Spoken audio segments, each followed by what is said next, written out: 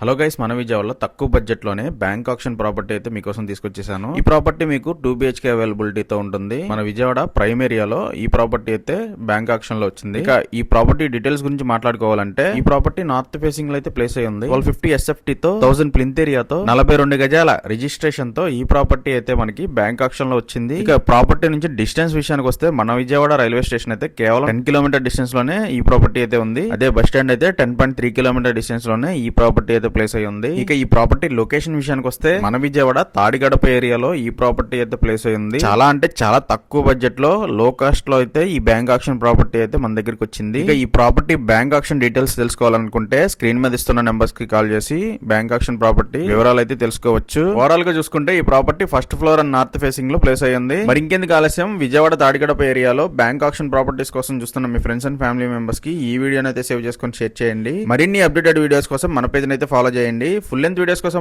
ఉన్న YouTube channel link ని click చేసి ఫుల్ వీడియోస్ అయితే వాచ్ చేయండి. మీ ప్రాపర్టీని కనుక ప్రమోట్ చేద్దాం అనుకుంటే స్క్రీన్ మీద ఇస్తున్న నంబర్స్ కి అయితే కాల్ చేయండి.